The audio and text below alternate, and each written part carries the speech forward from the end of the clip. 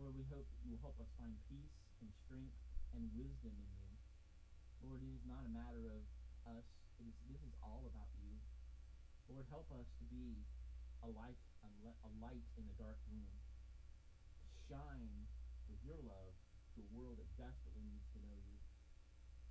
Lord, we pray that you would give us wisdom, that as we explore your word, as we begin to look at everything that's going on around us and know that we can not just survive, but we can thrive in you.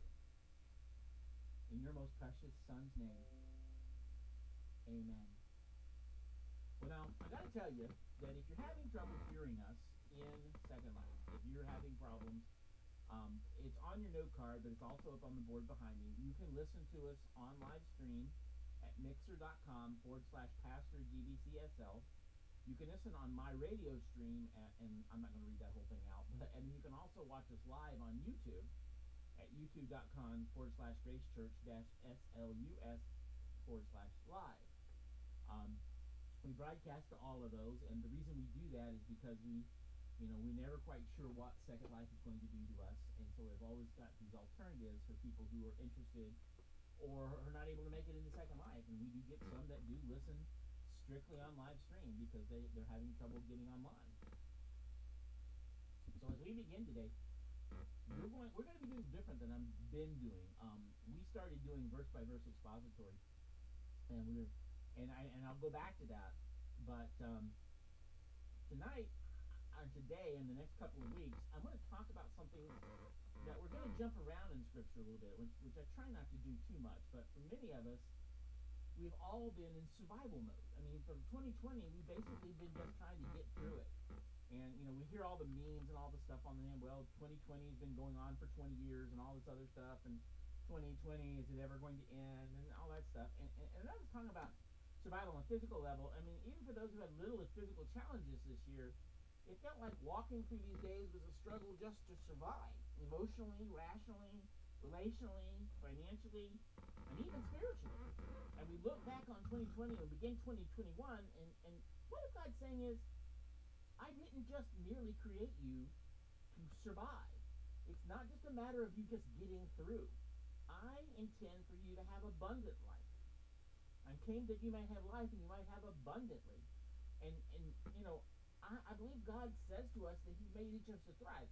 Now, when I say thrive, I'm not necessarily talking about being a millionaire or having lots of things, because that's not really thriving in God's economy. Well, if God wanted me to thrive, He wouldn't let the pandemic happen, you might say. Or I wouldn't be struggling these ways under these conditions, alone or at work or at my home or in this world. How can we thrive in 2021 when so many circumstances from 2020 are still the same? Most of us are still not gathered in the same room. Those of us who are, we're still wearing masks. Kids are still at home in virtual school in a lot of places. The only difference now is cold and they don't get to go outside. We could keep going on and on because all the tensions of 2020 obviously didn't go away. I mean, what's going on politically in the United States, but what's the point? What if our ability to thrive is not dependent on our circumstances? What if it doesn't mean that we got to wait till the pandemic ends? What if it doesn't mean we've got to wait until good things happen in your life, your family, your work, or your world? Isn't that kind of thinking actually what causes us to merely survive? If I could just get by until what? Until this happens or that happens? Until this is resolved or that is better? That's called living in your circumstances. And God intends us to live above circumstances. Our joy does not come from everything happening good for us. And that's kind of the whole point. If survival is built on the hope that you endure until you get through your circumstances. But what if there's a way to thrive no matter what circumstances are? What if God has designed you to thrive regardless of what is happening in the world around you? Well, the good news is I have for you that God wants that for you. God wants you right where you are to thrive. The God of the universe, the God who created the world, who governs the world with all power over all things, wants you to thrive. And He has made a way for you to do just that. That's what the next couple of weeks are going to be about, moving from surviving to thriving. Now, in order to get there, all I ask at the start of the series is you believe it's possible for you to thrive in 2021, believers. Believing especially that God wants you to thrive in 2021, and He's made a way for you to do it. Every single one of you, every member, every believer, every person listening right now, no matter who you are or what you've done, regardless of whether this is the first time in this church or listening in on church, God wants you to thrive, and maybe the first time in a long time hearing anything church related. Now, please understand, for those of you who don't know Him as Savior and Lord, those who are listening to this, part of your first step is actually coming to know Him as Lord. There's no way to thrive outside of Him, and that's the whole point. So I invite you to believe that God wants you to thrive. I want to show you how God has designed you to thrive, realizing that thriving does not happen automatically. Let me illustrate it this way. I am not, by the way, an expert on fruit trees. Okay? I just want you to know that. Okay? I'm not an expert on agriculture. I did not grow up on a farm. I know that the plants are supposed to grow and they're not supposed to die. I got that part. Okay? Okay, so I went and talked to somebody at the nursery, local nursery here, and we were talking about lemon trees. And we were explaining all that goes into growing a lemon tree. So what if we, for our imagination, and I'm not going to try to do this in real life, but if you took two lemon trees, you got one tree on one side and one tree on the other. And on one tree, we're going to water and put it in sunlight. We're going to give it food. We're going to make sure it gets well taken care of. And it's going to be designed, intended, and created this tree to thrive, and a few simple things happening to it. And we'll watch what happens according to God's design for a living organism to thrive. And then, of course, there's our second tree. We're going to neglect that tree. We're not going to water it. We're not going to feed it. We're not going to let it see no sunlight. We're going to think of creative ways to neglect it and watch what happens. If it does not thrive, we're just going to take some lemons on it and pretend like it's okay. In the process, hopefully you'll see that if we neglect it, it will not only not survive, it will wither and die. So that's the picture. It's not an especially creative illustration, but obviously a basic. Get it straight from God's Word. Listen to Psalm 1, 1 through 3. Blessed is the man who walks not in the counsel of the wicked, but stands in the way of the sinners, nor sits in the seat of scoffers. But his delight is in the law of the Lord, and on his law he meditates both day and night.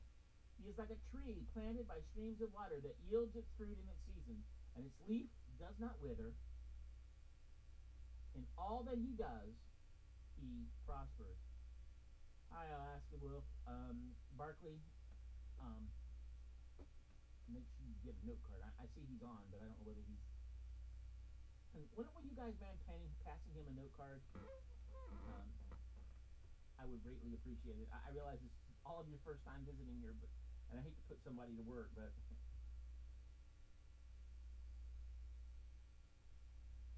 Okay, guys, you're going to have to teach me the nicknames, because I don't know them.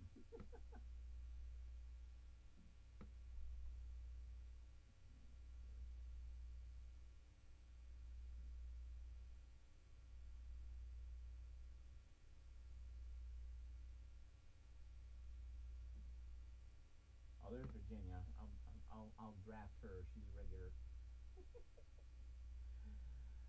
Blessed is the man who walks in the counsel of the wicked, nor stands in the way of sinners, nor sits in the seat of scoffers, but his delight is in the law of the Lord, and of his law he meditates day and night.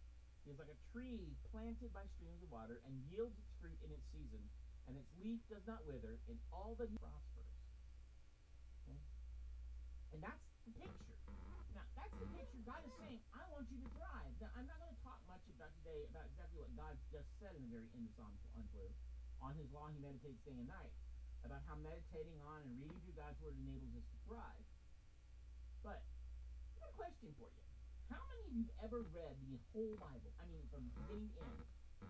Not necessarily the table of contents and the math, but beginning to end. I think most people have never actually done that. And let me encourage you to take this year and decide, this is the year I'm going to read through the Bible. And I don't have it with me today, but I will be glad to share a Bible reading plan that will take you through the Bible in a year, reading one chapter of the Old Testament, one chapter of the New Testament, and reading your way through the Psalms every 30 days. I mean, that really is a very simple plan. It takes you about 30 minutes a day to do all that. Okay? But we're not going to talk about Bible reading today, and it's wise to read it. And even if you're not a Christian, I would encourage you to think about reading the best-selling book, because if you're going to thrive, you're going to have that relationship with Jesus Christ. That's all there is to it. We'll talk more next week how to get out of the Bible, get into the Bible, and read all that God has designed in order to help us thrive. Today I want to talk about thriving in God based on two passages that are actually in our Bible reading. Genesis 5 and Matthew 6. So we're talking about surviving to thriving. It's going to be in different places, and so we're not going to be doing our normal. I'm not going to be doing my normal verse by verse. This chapter actually begins by going back to the beginning of the Bible, at the creation of man and woman. You're basically a summary of the start of human life. Okay. And this is what it says. Then listen, and thus are the days that Adam lived for 930 years. I mean, that's pretty old, right? And another day, we can talk about why he lived so many years and how others after him lived by gradually decreasing number. But we'll just say at this point that he puts a new perspective on approaching your 50s, right? I mean, I keep saying how old I am. I'm almost 60. But, 930 years, I mean, I'm not even a puppy as far as that one's concerned.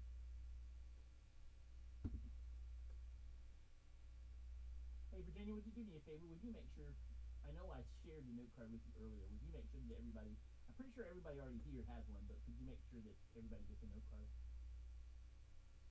And another day we'll talk about how he lives here, but you just be getting started at 60, right? Seriously, what I want us to look at today are these next three words, and he died. Now you might think, okay, Pastor Mike, that's kind of bizarre. And he died? Yeah, I think Morgan's the only one who doesn't have one at this time. And Winter has one, but I don't know if she's online. I tried to give them out to everybody who's listed as members of the church, but I don't know that I got everybody. Yeah, so we're in Genesis. When you know the story of what happened before this, you would know that this is not supposed to happen. God created man and woman, Adam and Eve, right, to live with him forever and to never die. Death didn't enter the world until sin entered the world. Not until Genesis 3 when Adam and Eve decided they knew better than God and it was best for their lives and they disobeyed him. God had told them, in eat this tree, and that day you will die.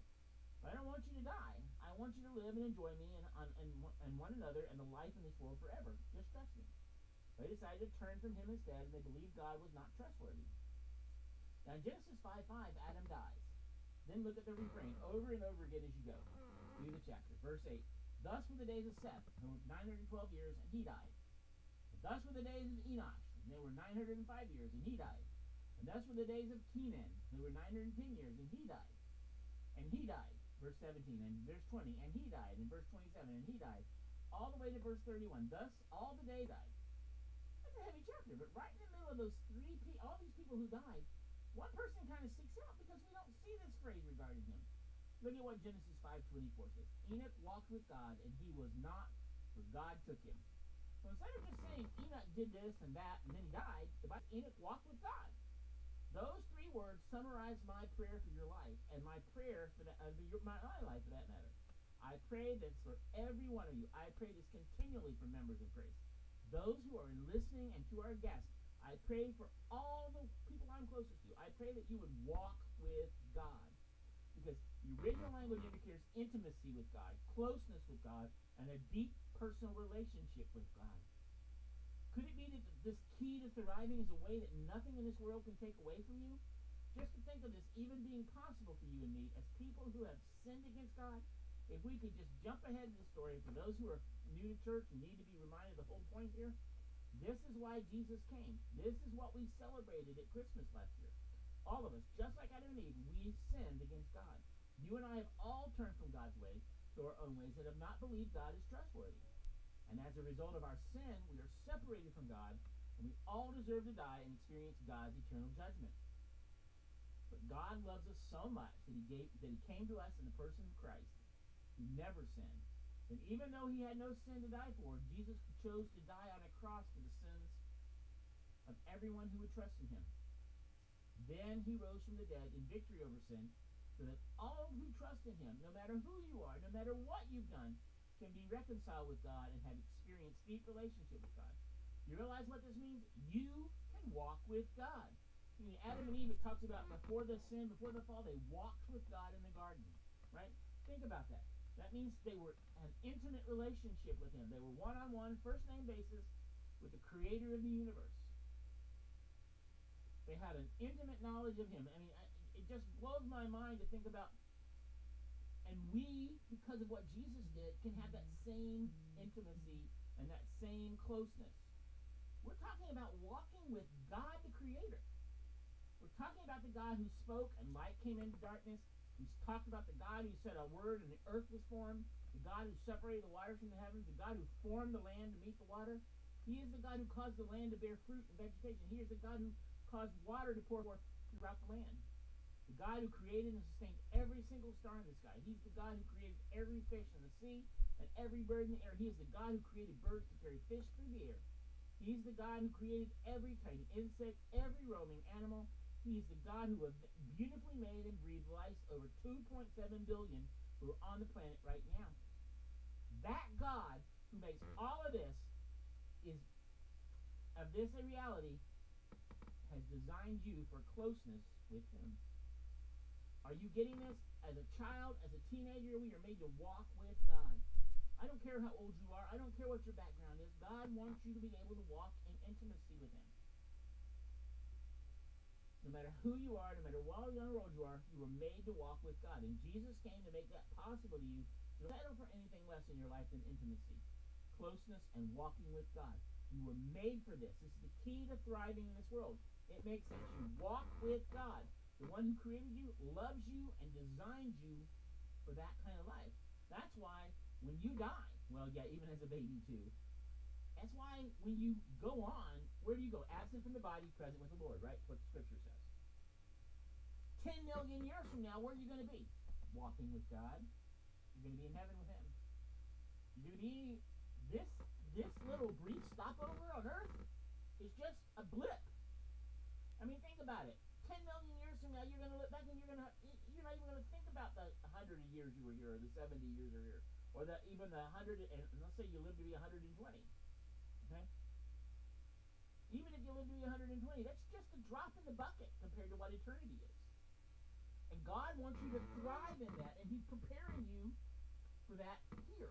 I mean, that's part of what we learn, that the circumstances really shouldn't impact us, because we're not destined, we're not controlled by our circumstances. We are in intimate relationship with the creator of the universe. Enoch walked with God, and he was not, for God took him. I mean, that is one of the keys to thriving with God, is learning to walk with him. Now, walk doesn't just mean, go on a little stroll down the woods. That's intimacy. That's knowing God in and out. How do you get to know him? You spend time with him. That's what it implies. It says Adam and Eve walked with God in the garden in the cool of the night every day. It was a normal occurrence, because it was part of their intimacy with him. The fact that they could decide that he wasn't trustworthy just blows my mind. But then again, I do the same thing. God offers me the opportunity for intimacy, and I mess up too. So I'm not saying that I'm better than Adam and Eve. I'm a sinner. I'm a sinner saved by grace, pure and simple. I don't have any right to judge Adam and Eve, because Adam and Eve sinned, and I sinned. I've sinned. I know I'm a sinner. I know that I needed a Savior. And if it wasn't for Jesus did for me, I wouldn't be saved now. And so I want you to get that point. If you don't hear anything I else say, God intends you to be in relationship with him, and that means walking with God. Walking with God means spending time with God. I have this couple friends of mine. Well, they've since gone on to be with the Lord. But when I met them, they had been married almost 45 years. They had been married a really long time. When they finally died, they had been married. They had just celebrated their 75th wedding anniversary. The gentleman's name was Noel Rood, and his wife was Betty. Now, Betty and Noel had been together so long that they thought alike, and they talked alike, and they did things alike. Let me put it to you this way. We had gone to a men's retreat one weekend. Didn't talk to anybody. It was a total isolation, so we could spend time in prayer and spend time in Bible study and really build each other up and encourage each other. That was the whole point.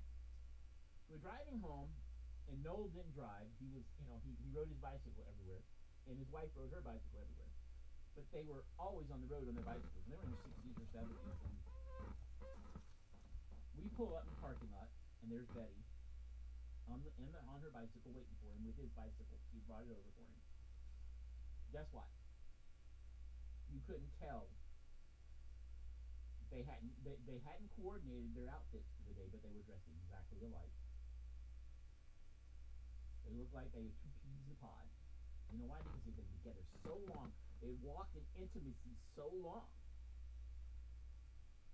that they knew each other inside and out. They would finish each other's sentences. They were constantly in communion with each other. Guys, I would love to be able to say, I've been a believer now. I hate to say this. I've been a believer now since I was 19, and I'm 59. How many years is that? 40? I've been a believer over 40 years, and I would pray that I am closer to God now than I was then. But I want to be able to so think like my Lord, to so be ingrained and intimate with Him that I begin to understand what He wants. I understand, and I look forward to my time with Him. So many of us treat our time alone with God as if it's a duty or responsibility. But I want to be able to say what Enoch walked with God, and he was not, for God took him. Not that he died, but he just took him. He walked with God in intimacy. Now there's a second key to thriving in God, and that comes back to prayer. See, that leads us right to Matthew 6. Jesus reads these words in verses 5 and 6. And when you pray, you must not only be like the hypocrites. Yeah, he did not see death. Yes, Morgan, I know. For they love to stand and pray in the synagogues and the street corners, that they may be seen by others. Truly, I say to you, that they have received their reward. But when you pray, go into your room and shut the door and pray to the Father who is in secret. And your Father who sees in secret will reward you. You hear what Jesus just said? Jesus is talking about religious people here. People who pray and participate in religious activities. He's saying they're not walking with God. They're just going through the religious motions. They're just doing their duties. Don't miss this. It's entirely possible, and unfortunately all too common for people to pray and to go through religious motions and not actually walk with God. You think that's possible for you? For me? Oh yes, definitely. It's possible for anyone else, including me, to live a life of monotonous religious motions. All kinds of professing Christians do this. All kinds of professing Christian leaders do this. And it's a danger for each of us. Look, I say this all the time, and anybody who's not been here before, you're about to hear one of my euphemisms, one of my sayings that you might as well get used to. Look, because I profess to be a believer does not make me one. You get that? What defines my faith in Jesus Christ is that I live out my faith, that I live out what I say I believe. So, if I walk with God in a deep relationship, guess what? Then I truly believe. But if I'm faking it and I'm a phony, that's like me going to McDonald's and sitting in a stool and saying, okay, I'm a Big Mac. Just because I say I'm one, just because I hang out at McDonald's, doesn't make me a Big Mac. That just makes me a weird guy sitting at McDonald's saying I'm a Big Mac. That's all it is. And there are people in our churches who say, well, I'm a believer. Why are you a believer? Well, my great-granddaddy was a believer, and my great-grandma was a believer, and, I went to church every Sunday, and I'm there when they do I come in and watch them wash the windows on Monday morning. Doesn't make you a believer. The intimate relationship is what makes you a believer in Jesus Christ. It is not church. It is not religion. It is not going to every worship service you can find and attending all this other stuff. It is not what you do. It's who you know. And that's part of the purpose of prayer is experiencing intimacy, closeness, and a deep relationship with God. There's a lot going on here with these hypocrites, including their desire for praise. I think in an even more basic way, the problem is they're more focused on praying than they are on God. They're just saying words. You're not walking with God. Jesus said that is not what you're created for. You were created for so much more than this. So get in a room alone with God, spend some time, actually walk with Him, and talk to Him. Prayer is communication. You know that? You know that prayer isn't you just talking at God and reading you off a wish list. God is not your heavenly genie who you rub to get what you want. Prayer is about spending time with Him.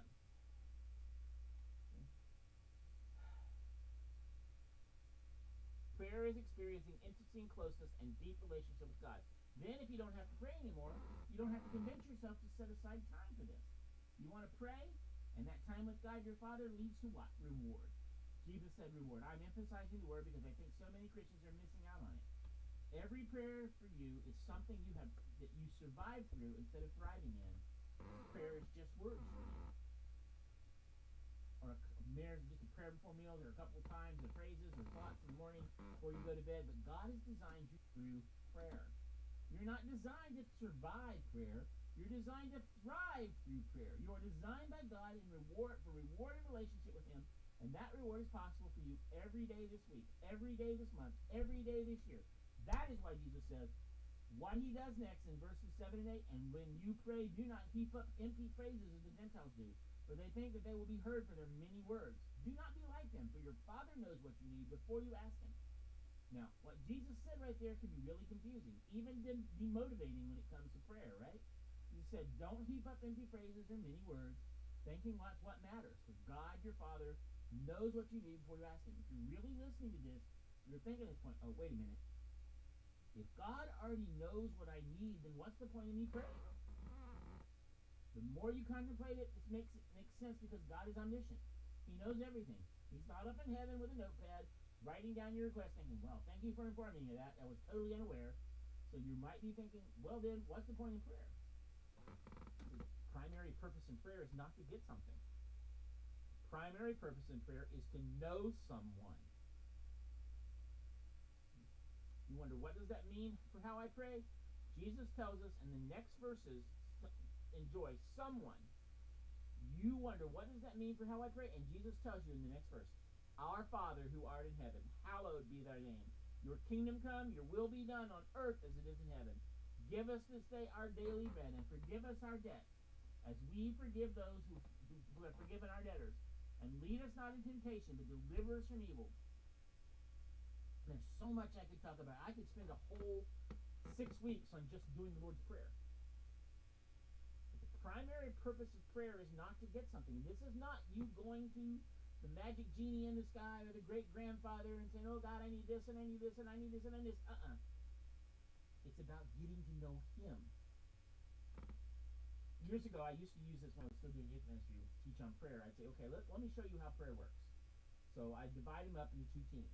Everybody's on a team, and one person on each side. And I say, okay, here's what you're going to do.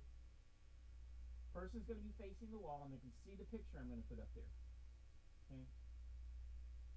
Then they're going to describe to the person facing the other way what they're drawing, and that person facing the other way is going to draw what they tell them. And here's the deal. You can't ask any questions. You can't, once you explain to them what it says, you're done. The person drawing can't ask any questions, can't get any clarifications. You're not allowed to say a thing. He just has to put down what he writes. I have never yet had any teenager ever draw what was on the wall. You know why? Because people don't listen when they're talking. But prayer should be like a two-way communication, a dialogue. The second time we do it, I'd say, okay, the person drawing it, they can't see it, but the person who they're drawing for, they can ask all the questions they want to. They can talk back. They can discuss it. They can help them. Inevitably, almost everybody would get it. You know why? Because they learn to listen. And talking is about listening, and listening is about learning who that person is. And that's exactly what prayer is. Prayer is learning about God. It is getting to know God. So when you think about prayer as experiencing intimacy with God, we start with praising Him. Now, there's a couple of acronyms that I could have used. We used to use ACTS when I was growing up: adoration, confession, thanksgiving, supplication. But I want to use one called pray. Okay. And we're going to start out, when you pray, you need to start out worshiping God for He is. Now, why do you do that? Jesus says, our Father who is in heaven. Our prayer starts with fixing your eyes, heart, attention, and affection on God. How has God designed you to thrive in prayer? Go in a room, close the door, just you and God, and start there. Start by praising Him. God, you are, and fill in the blank. You're holy, you're loving, you're just, you're merciful, you're kind. And move from that and just speak of how He's shown you those things in your life. Start thanking Him. Thank Him for your heart. Thank Him for your breath. Thank Him for your heart beating right now. Thank you, and thank you, and thank you, and thank you. And just start listing all the different things you have to thank God for. Pour out your gratitude before Him, and in the process, express your desire to know Him more. God, you are loved, and I want to know your love more. You're all powerful, and I want to know your power, even in greater days, in these greater ways. You are all wise, and I want to know your wisdom in even greater ways. Because the focus here is who you're focusing on. You start with prayer. You're experiencing intimacy, closeness, and deep relationship with God. And the primary purpose of prayer is not to get something, to know someone. And so, what are you doing by worshiping? What are you doing by praising God? You're getting to know Him. You're learning about Him. You're growing in Him. You're experiencing that intimacy. I'm going to tell you right now what that's going to lead to, and I'm already telling you it's coming. Because when you spend all that time really focusing on who God is, and you look full in His wonderful face, as the old hymn used to say, guess what's going to happen? Guess what you're going to do? You're going to look at Him. You're going to look at His holy face. You're going to look at His holiness. You're going to look at His righteousness, and you're going to realize your sin. Because I'm going to tell you right now, when you really get to know God, and you really get to spend time with God, and you really spend the intimacy with Him, then you're going to look back at your own self and you're going to say, oh, Lord. Because that's what comes next. You repent. You confess your sin to God, and you turn from your wicked ways. Forgive us our debts and our sins. God, I need your grace. So I just pause when we come before God and ask God, what in my life right now is most honoring to you? What is not most honoring to you? Just ask Him. He'll show you. Examine your heart and confess your sin. Things you're doing, things you're not doing. Oftentimes, I'll write out a prayer of confession. You might be tempted to say, well, that's depressing, just dwelling on my sin and the special ways I've just God. It's not depressing. You realize that God your Father delights in forgiving you. He did all that so that Jesus on the cross died for you. Restored you to intimacy with Him. Repentance leads to restoration of this deep relationship. The picture with God is so great because our sins have been paid for, and then repentance leads to deeper relationship with God. So absolutely want to repent, turn from our sins, and it's going to happen naturally. Because if you spend all that time focusing on who He is, I promise you, it's going to lead you to repentance and confession.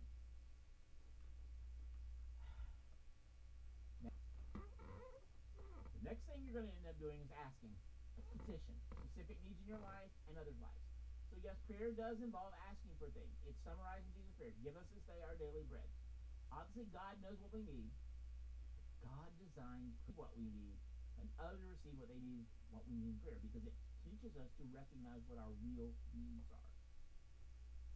What Jesus teaches us to pray here in Matthew 6, verses 9 and the following is filled with things to ask God for in prayer. Oh God, hallowed be your name. I'm asking in your name to be honored in my life. God, glorify your name in my life. Glorify your name in this person's life. Glorify your name in the church, just like your will be done in heaven. God, may your will be done in my life. May your will be done in this situation. Help me to do this or according to your will. Help this person to walk in obedience to your will. Give us this day our daily bread, God. I need this. God, this person needs this from you. This is where I would encourage you to think along the lines of both spontaneous and planned asking. Spontaneous, just pause. What comes to your mind, pray for in your life, in others' lives right now. Certain things start coming to your mind, so just pray accordingly. Then planned asking is where I would encourage you to have a prayer list to go through. For example, my prayer list is focused Monday through Friday. I pray every day for specific people.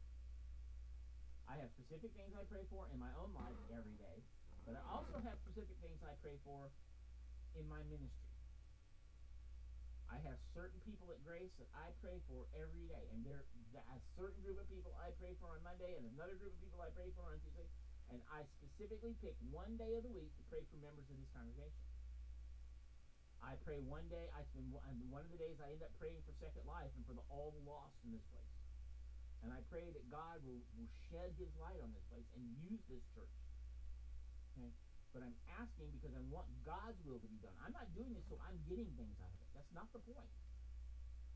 There's so much I want to pray for, and I don't think it ever come at all in one day, so I just split it up over 5 days.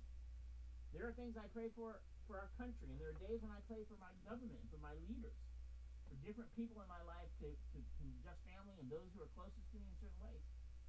Just kind of plan it out. Be intentional. I want to be intentional to intercede for you. It's one of the most loving things you can do is to be intentional about praying for others, even as you're praying for all kinds of things in your own life. So ask, petition in spontaneous ways and in planned ways. Praise, repent, ask, leads us to our last step, which is yield. surrender your life to following Jesus whenever and however he leads you. Verse 13 in the Lord's Prayer says, lead us not into temptation, to deliver us from evil. God, please lead my life, guide my life, direct my life.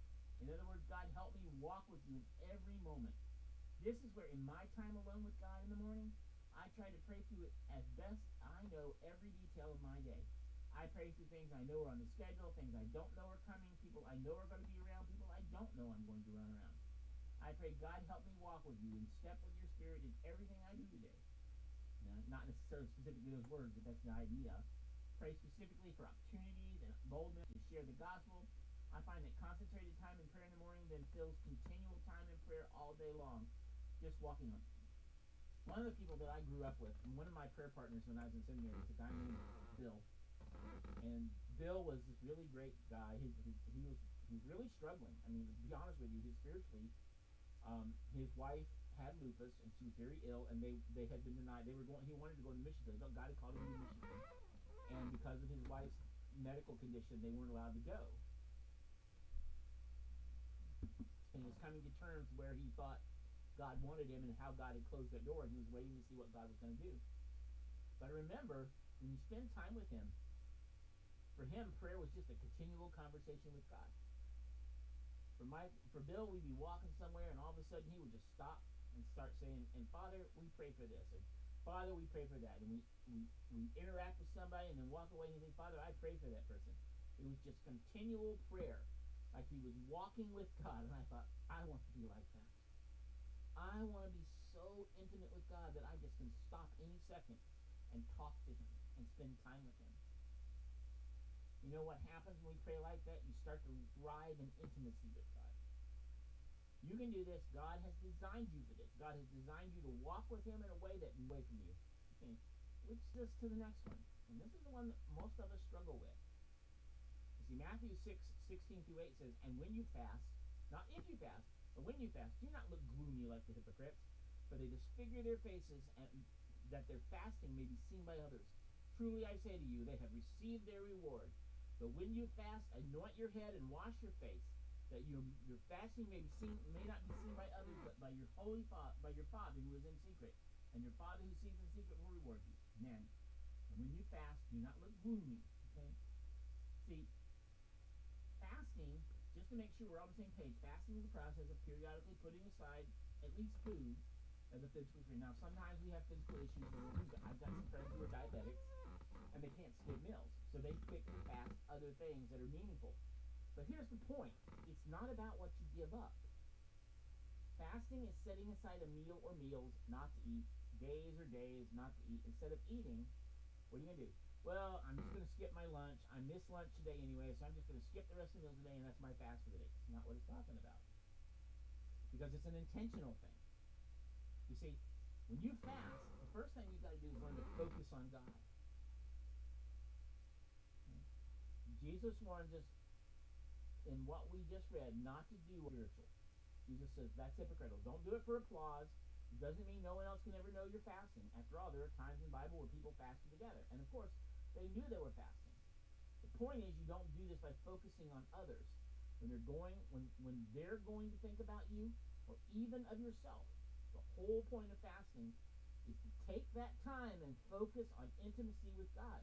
Because God has designed fasting to actually be feasting on this reward that's found through time with him and his word. Remember what I talked about? We started out by saying walking with God. Well, fasting gives you time to walk with God. You abstain. Now you might think, well, does that have to be food, and can you fast from your phone or technology or something else? Obviously. And like I said, I don't know everybody's physical condition. It's not possible for you to fast physically from food. And obviously you should look for something else instead of food to fast from. I think there's a reason why we see throughout Scripture that fasting is setting aside food, because food is uniquely a God-given addiction in our lives, right? We're wired by God to want food. From the time we get up in the morning until the time we go to bed at night, it's a way that's different from phones and technology, TV, or whatever it may be. So yes, while it could be helpful to spend some extended period of time away from some of those other things, fasting essentially is saying one of the most basic needs I have, if not the most basic need beyond air and water, is food as nourishment. I'm going to set that aside. If you're physically unable to set aside a meal or meals, then think through what is the closest parallel So when it comes to fasting, instead of eating, you substitute that time when you'll be eating with prayer and meditation. And see, there's the point. It all comes down to the substitution. Let's say you're fasting from breakfast. Instead of eating breakfast, you spend extra time in God's word and prayer. See, there is the point of fasting. Okay? Similar at lunch, similar at dinner. Then also continually throughout the day, because if you're fast during the day, and particularly over multiple days, there are going to be points when you're thinking, I'm really hungry. You start to have those cravings for food. So let that drive you to prayer. God, I would really love a sandwich right now. But more important than a sandwich is my intimacy with you. I want to take that desire to remind me to spend time with you. I hunger for you more than I hunger for a sandwich. It creates a continual intimacy with God all day long or during whatever time you're fasting. So you want to make sure you give yourself enough time fasting so those cravings actually happen. It's not just, oh, I forgot lunch, let's call it a fast. That kind of misses the point. Substitute the time with prayer and meditation on God's word.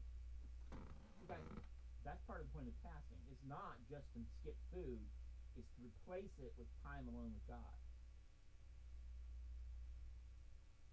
And the T for fast is taste and see the Lord is good. It's a direct quote from Psalm 34, 6 through 8 through 10. Oh, taste and see the Lord is good. Blessed is the man who takes refuge in him.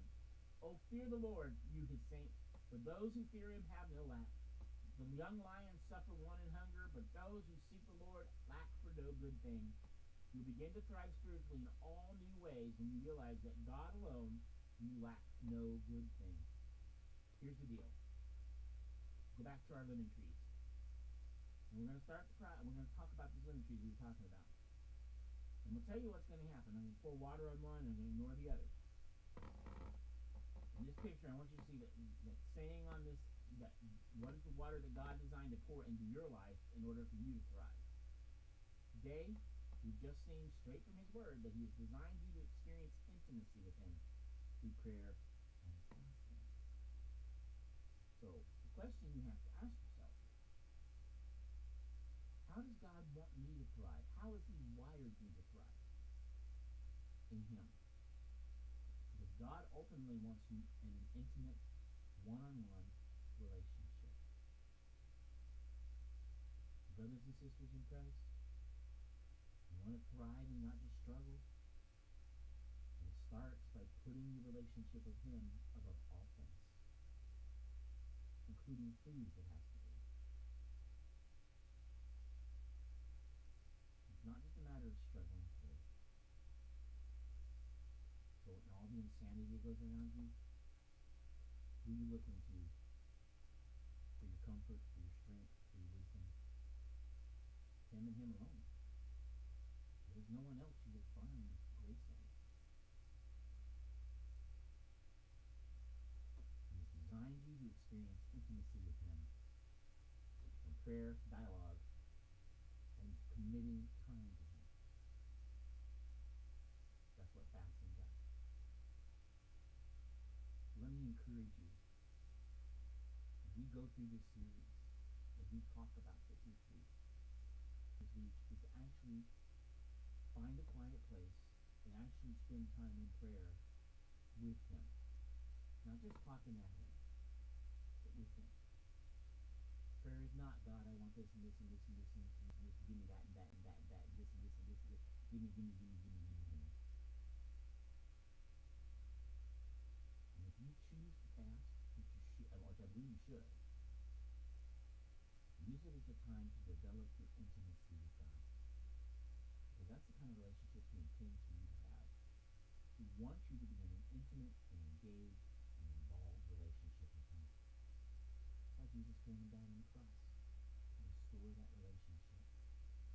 Relationship we messed up and we sinned. And God said, I so loved the world that I gave my only begotten Son, that whosoever believes in him shall not perish but have eternal life. Close in prayer. My God, my Father, we were made to thrive.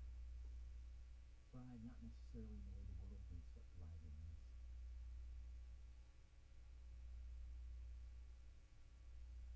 But we were made to thrive. We were made to be the men and women of God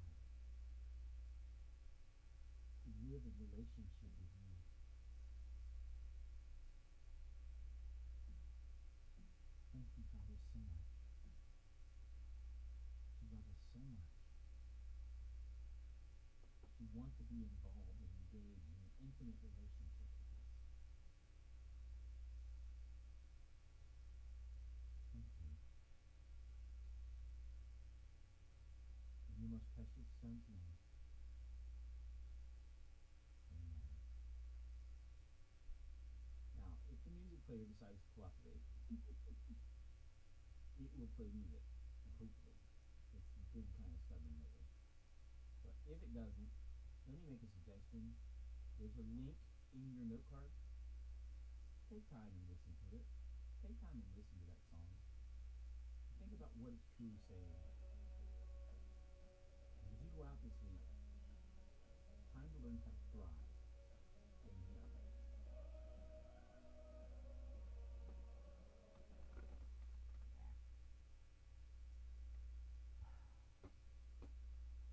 Okay. Well, obviously it's not going to cooperate. It's been doing that a lot lately. It'll play one or two notes and then it'll quit. Folks, my prayer is that God has used this to bless you.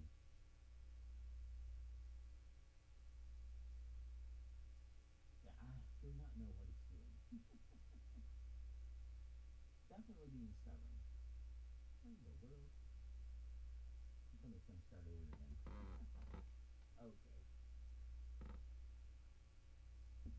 My prayer, something we said, helped you take that next step in your relationship with Him. If you could go out there and be the church because you're in a relationship with the God the Father. God bless you guys. Again, thank you for joining us. Thank you so much for putting up with our little technology issues. I'm not quite sure what's going on with this thing, but it's making me crazy.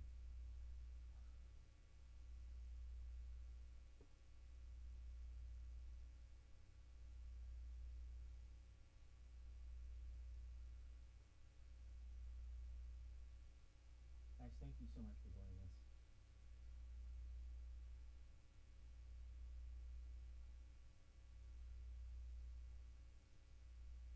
Go out there and be the light. Live out